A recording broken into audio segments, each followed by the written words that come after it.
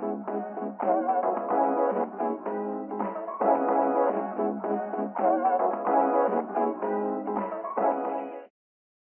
Jin, I guess everything is settled then? It's done. Yeah, I understand. I knew you would pull through. Thank you very much. I'll see you next time, right? Okay, thank you.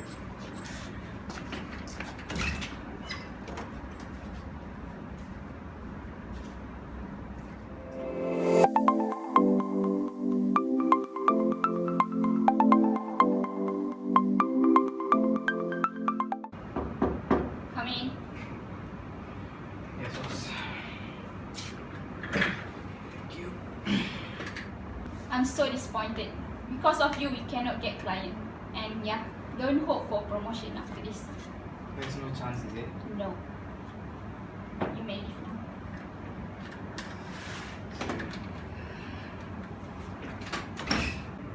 I'm very upset, Jin. I really thought you had what it takes. Clearly you don't. I'm just done my duty. No. I thought family meant something to you. Clearly it doesn't. Clearly you have no regard whatsoever for this family. Well, I stay So, part of my family. no.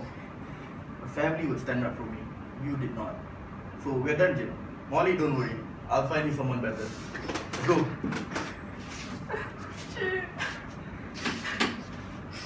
Time to go, Molly.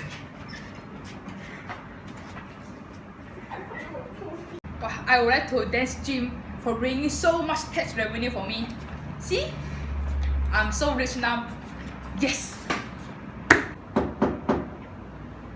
Come in. Look at Jim! Come on! Hi, ma'am. Hi! Jim, I want to say something. I'm so proud of you. Thank you Yeah. for bringing new client to our Oh, yeah, welcome, yeah, welcome. And then you get promoted. Sign. Thank you, Jim. Keep up the good work, okay? No, I'll do the best, no worries. Thank you.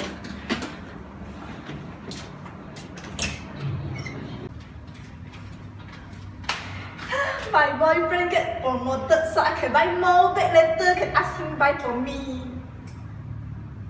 But so the kid Jim finally pulled through. I can finally save a lot of money now through my tax deductible. What would I do? I'll think about it later.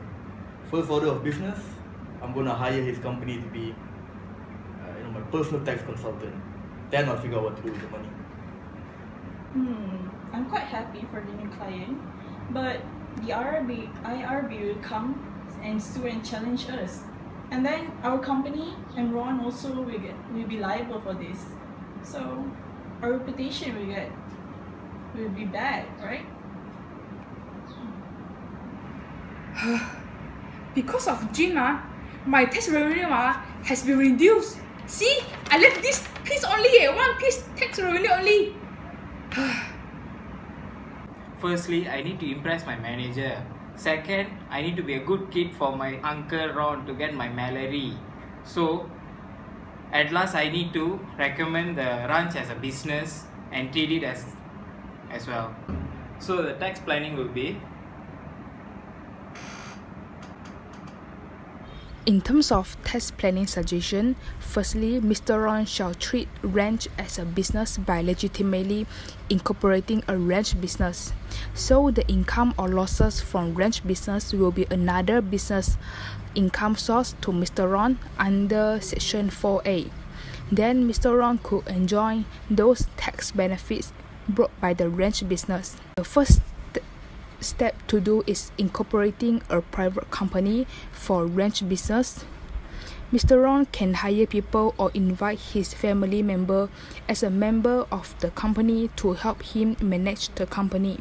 By this way, it could solve the problem faced by Mr. Ron, which is lack of time to invest in the ranch business.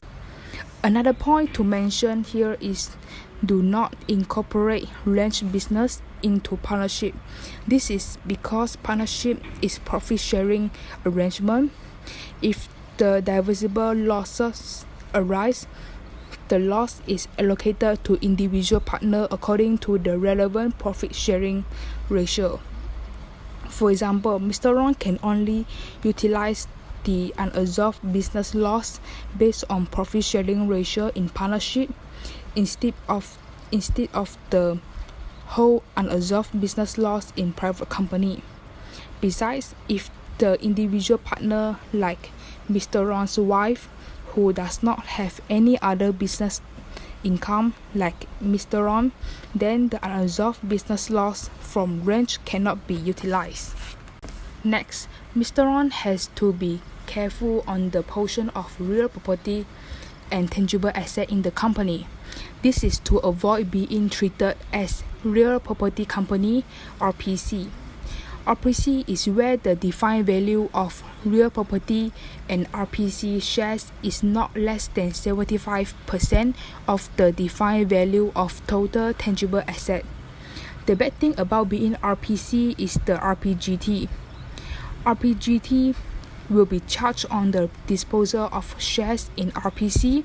For example, RPGT 30% will be charged on the disposal of RPC shares within 3 years, where the rate 30% is much more higher than the corporate tax rate.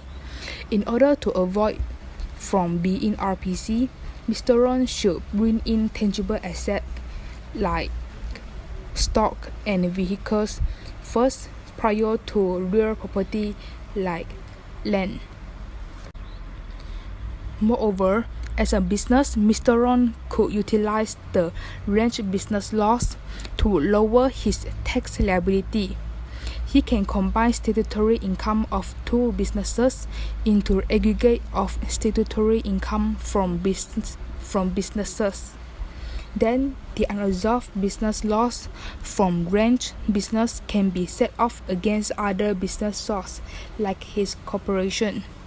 Besides, the current year business loss from ranch company can be utilized also at aggregate income level. Another tax benefit is agriculture allowance and capital allowance. For agriculture allowance, breeding horses is considered as animal farming. So Mr. Ron, who incurs the qualifying agriculture expenditure for the ranch business, will be given agriculture allowance to set off against the adjusted income.